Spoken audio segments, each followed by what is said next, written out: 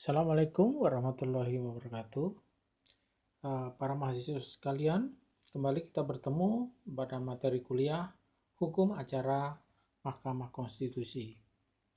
Pada kesempatan ini, kita akan mencoba mengambil tema jenis dan sifat persidangan serta persidangan jarak jauh. Selanjutnya kita simak slide selanjutnya. Baik. Jenis dan sifat persidangan.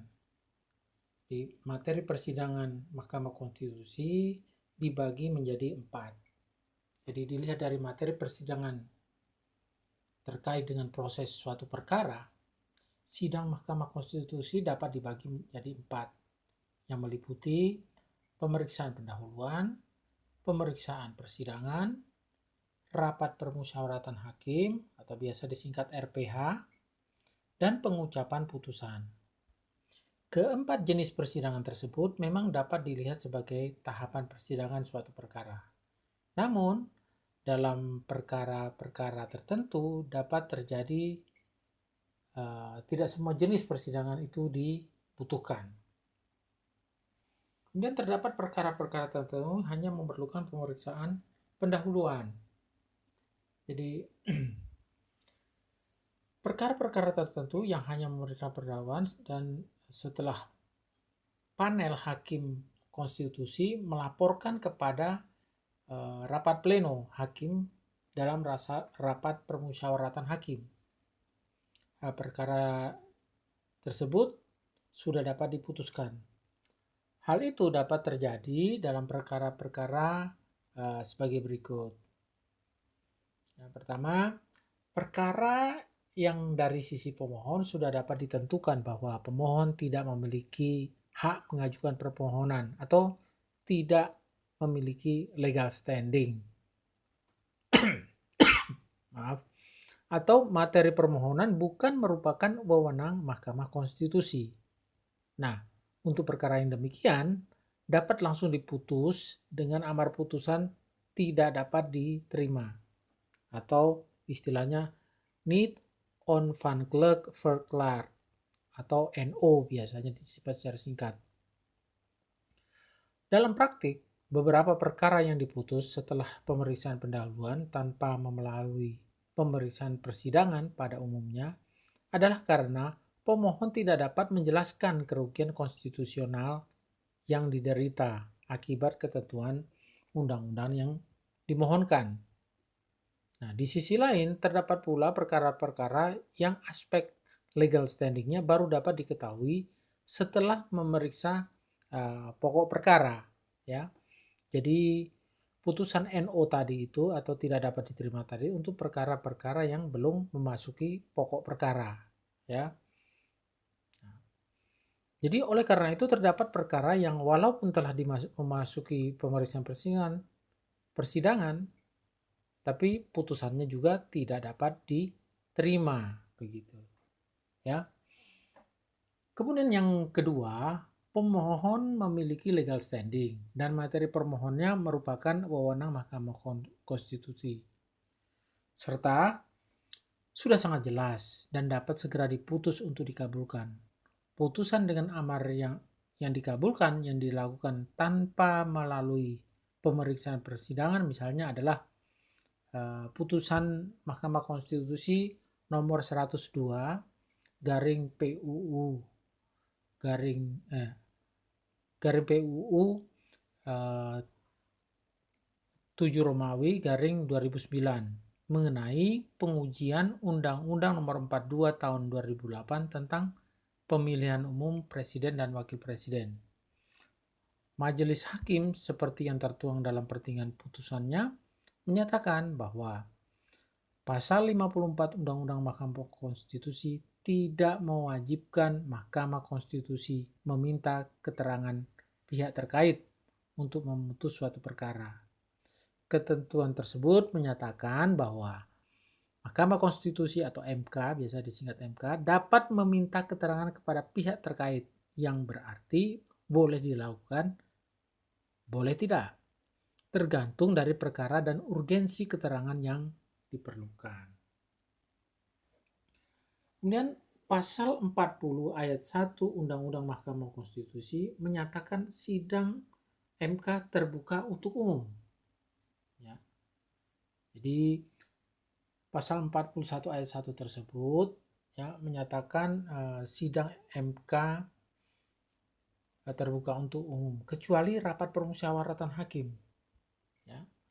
Jadi dengan demikian dari 4 jenis persidangan semuanya dilakukan secara terbuka untuk umum kecuali RPH atau rapat permusyawaratan hakim. Ketentuan ini menunjukkan bahwa RPA merupakan rapat tertutup yang bersifat rahasia. Namun, dalam praktiknya, pemeriksaan persidangan dapat dilakukan secara tertutup berdasarkan keputusan Majelis Hakim Konstitusi. Nah, kita coba membahas mengenai pemeriksaan pendahuluan.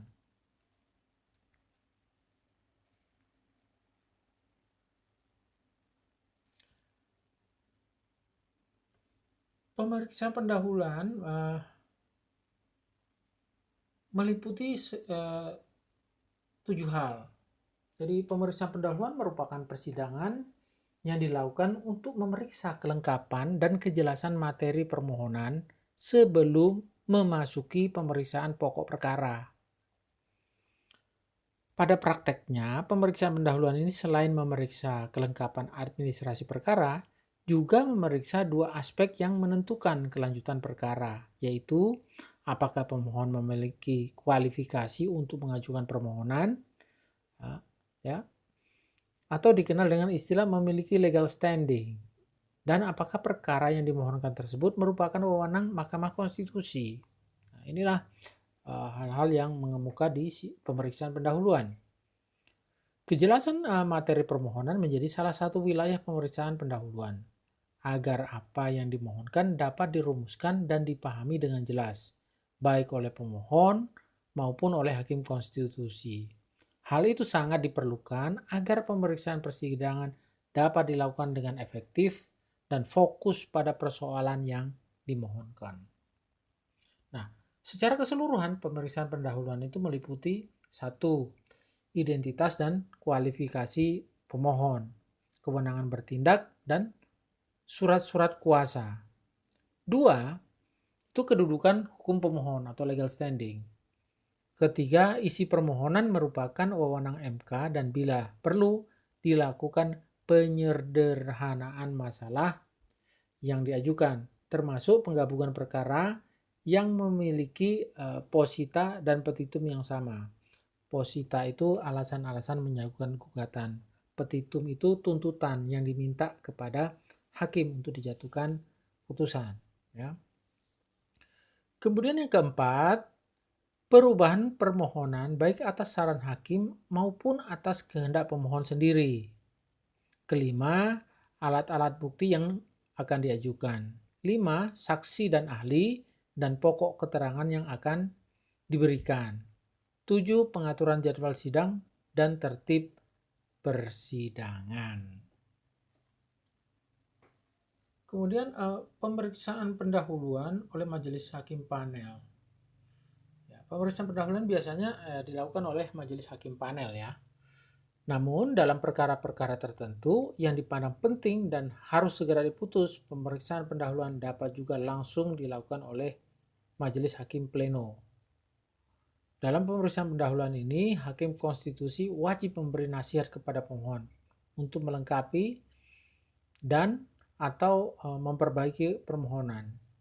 Ketentuan pasal 39 ayat 2 Undang-Undang Mahkamah Konstitusi memberi batas waktu kepada pemohon untuk melengkapi atau memperbaiki permohonan paling lambat 14 hari. Pada prakteknya, perbaikan tersebut dilakukan kurang dari 14 hari. Bahkan dapat dilakukan sesaat setelah persidangan atau bahkan pada saat persidangan itu sendiri. Hal ini sesuai prinsip peradilan yang cepat, apalagi perkara tertentu yang telah ditentukan batas waktunya. Kemudian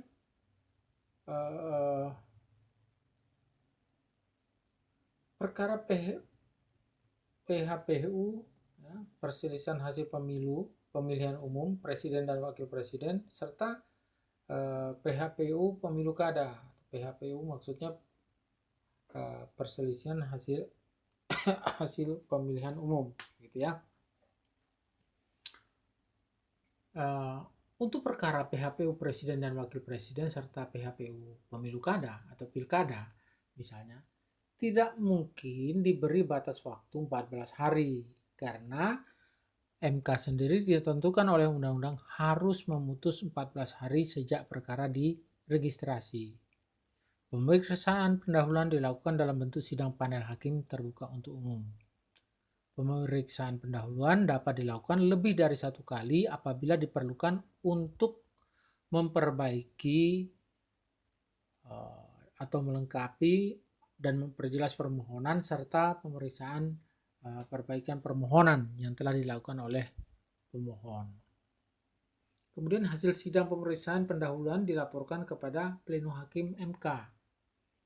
Jadi hasil sidang pemeriksaan pendahuluan ya akan dilaporkan dilaporkan oleh panel hakim kepada pleno hakim MK. Ya. Nah, dalam pemeriksaan pendahuluan dilakukan oleh panel hakim. Nah, dalam laporan tersebut disertai dengan rekomendasi dari panel hakim. Apakah perkara tersebut dapat dilanjutkan ke pemeriksaan persidangan karena terpenuhinya syarat legal standing dan wewenang Mahkamah Agung, atau diputus tidak dapat diterima tanpa memasuki pokok perkara karena tidak terpenuhinya salah satu atau kedua syarat legal standing dan wewenang Mahkamah Konstitusi. Selain kedua alternatif tersebut, ya, dapat pula terjadi suatu perkara belum dapat ditentukan apakah pemohon memiliki legal standing atau tidak, atau perkara dimaksud menjadi wewenang MK, atau tidak sebelum memasuki pemeriksaan pokok perkara. Oleh karena itu, pemeriksaan kedua hal itu dilakukan bersamaan dan menjadi bagian dari pokok perkara. Pleno hakim dapat memutuskan menerima rekomendasi panel hakim atau memutuskan lain berbeda dengan rekomendasi itu.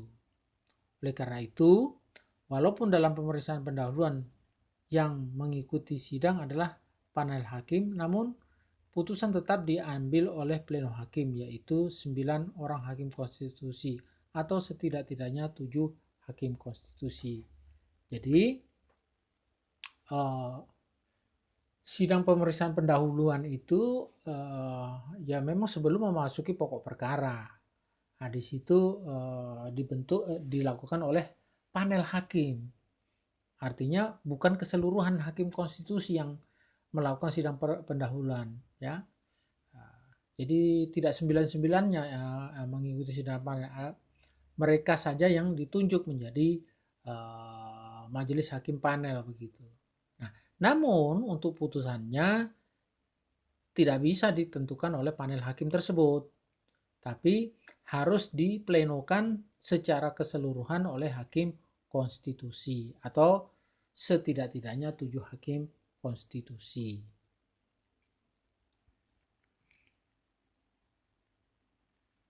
Nah, selanjutnya selain pemeriksaan pendahuluan, pemeriksaan persidangan.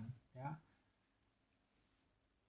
Nah, pemeriksaan persidangan adalah jenis persidangan yang dilakukan untuk memeriksa permohonan, alat bukti, keterangan termohon, ya, jika ada, keterangan saksi, keterangan ahli, dan keterangan pihak terkait.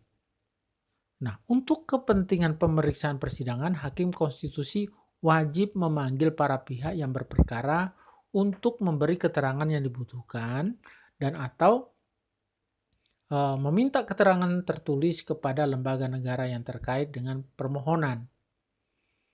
Lembaga negara dimaksud wajib memberi keterangan yang diminta dalam jangka waktu 7 hari. Kemudian prinsip pemeriksaan persidangan.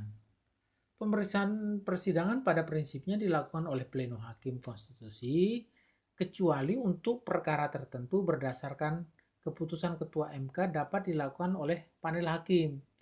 Sidang pemeriksaan persidangan dilakukan secara terbuka kecuali ditentukan lain oleh majelis hakim. Dan tahapan pemeriksaan persidangan. Tahapannya meliputi pertama, penyampaian pokok-pokok permohonan secara lisan. Kedua, penyampaian pokok-pokok jawaban termohon atau keterangan pihak-pihak terkait secara lisan. Yang ketiga, pemeriksaan alat bukti dari pemohon maupun dari termohon dan pihak-pihak terkait. Selanjutnya, atau yang keempat, penyampaian dan pemeriksaan keterangan saksi dan atau ahli yang diajukan pemohon. Kelima, penyampaian dan pemeriksaan keterangan saksi dan atau ahli yang diajukan oleh termohon atau pihak terkait. Nah, selanjutnya penyampaian kesimpulan oleh pemohon. Selanjutnya lagi penyampaian kesimpulan oleh termohon dan atau pihak terkait. Itu tahapan pemeriksaan persidangan.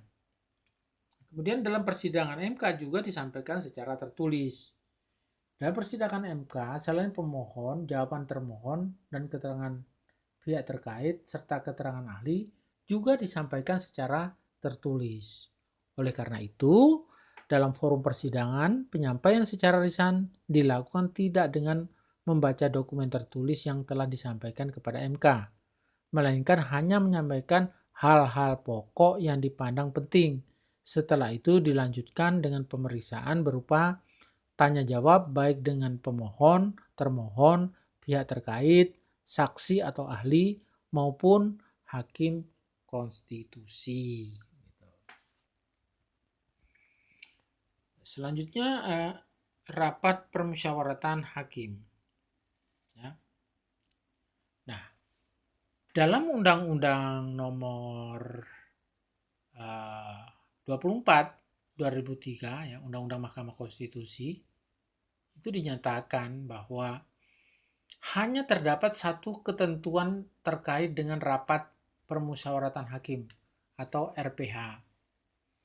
Pasal 40 ayat 1 Undang-Undang 24 2003 menyatakan bahwa sidang MK terbuka untuk umum kecuali rapat permusyawaratan hakim. Tidak terdapat penjelasan yang dimaksud dengan RPH tersebut. Ketentuan RPH juga tidak diatur dalam peraturan Mahkamah Konstitusi. Kemudian RPH merupakan salah satu jenis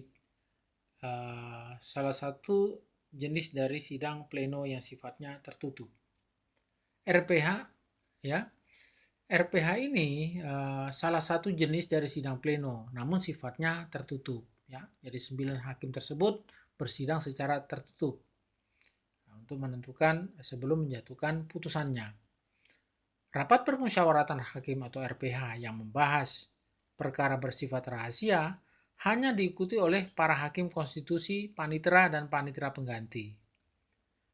Di dalam RPH ini dibahas perkembangan suatu perkara, putusan, serta ketetapan yang terkait dengan suatu perkara.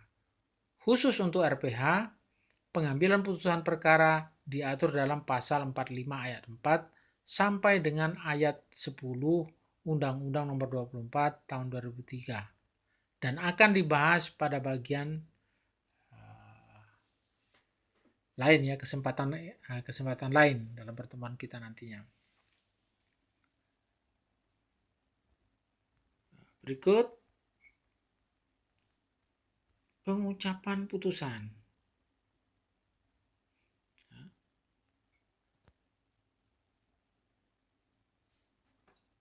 Hakikat sidang pengucapan putusan. Sidang pengucapan putusan pada hakikatnya adalah sidang pleno, namun berbeda dengan sidang pleno pemeriksaan persidangan. Dalam sidang pleno, pengucapan putusan agendanya adalah hanya pembacaan putusan atau ketetapan MK untuk satu perkara yang telah diperiksa dan diadili. Ya.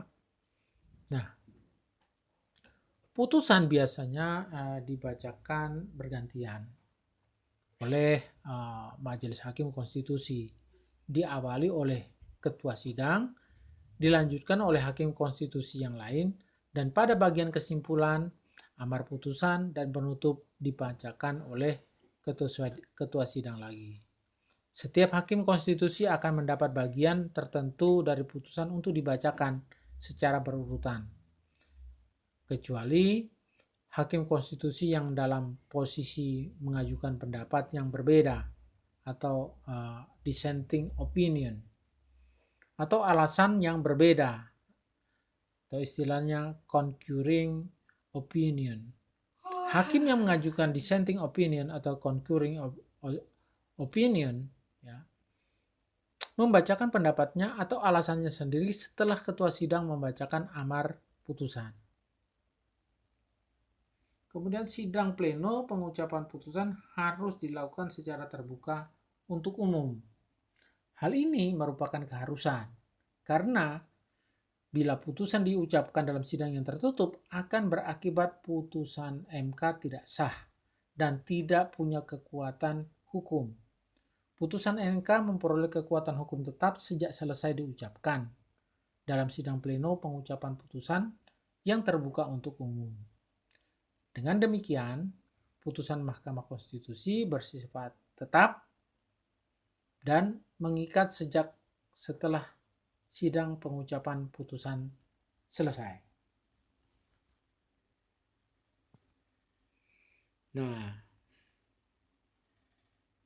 kemudian kita berbicara tentang persidangan dalam bentuk lain, yaitu persidangan jarak jauh.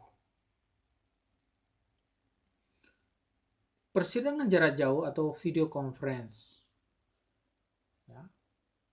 Penyelenggaraan persidangan untuk pemeriksaan pendahuluan dan pemeriksaan persidangan telah dapat dilakukan melalui persidangan jarak jauh atau video conference.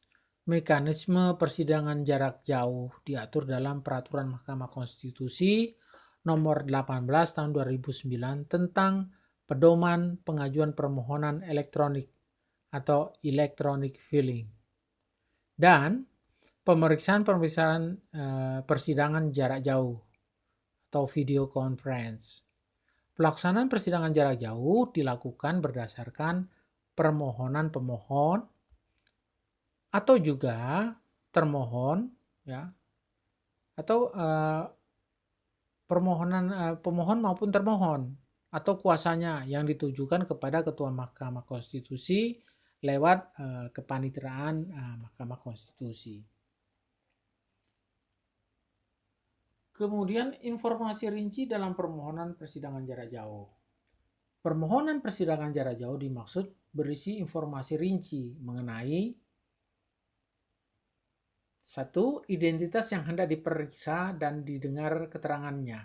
2. Pokok-pokok keterangan yang hendak diberikan. 3. Alokasi waktu pemeriksaan. Dan yang terakhir, 4. Petugas lain yang diperlukan untuk keperluan persidangan tersebut. Kemudian permohonan sidang jarak jauh selambat-lambatnya 5 hari kerja sebelum persidangan. Jadi permohonan pelaksanaan sidang jarak jauh harus disampaikan selambat-lambatnya 5 hari kerja sebelum waktu persidangan. Persidangan jarak jauh, barang tentu ya.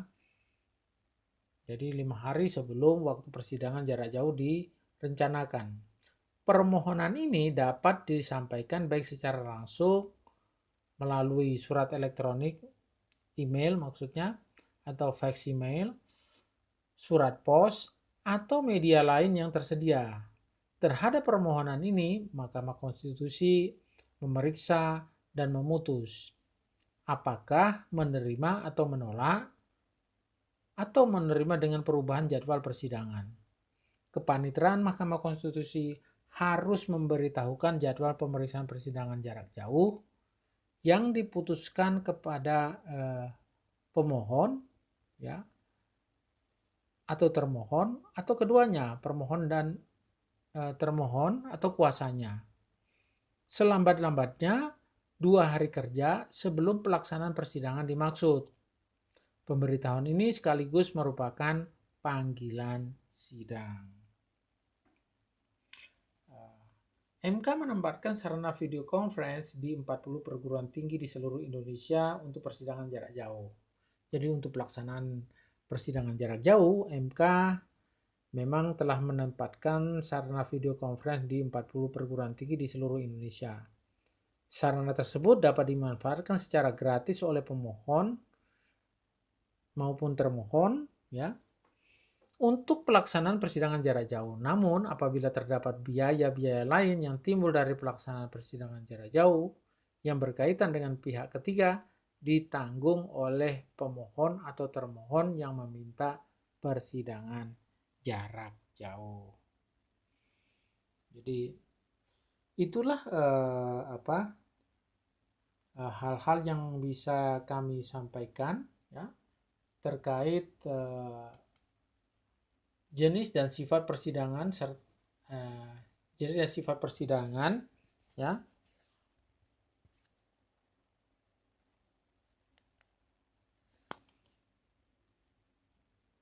jenis dan sifat persidangan serta persidangan jarak jauh. Nah, untuk itu saya akhiri dulu pertemuan kita pada kesempatan ini dengan akhir kata wassalamualaikum warahmatullahi wabarakatuh.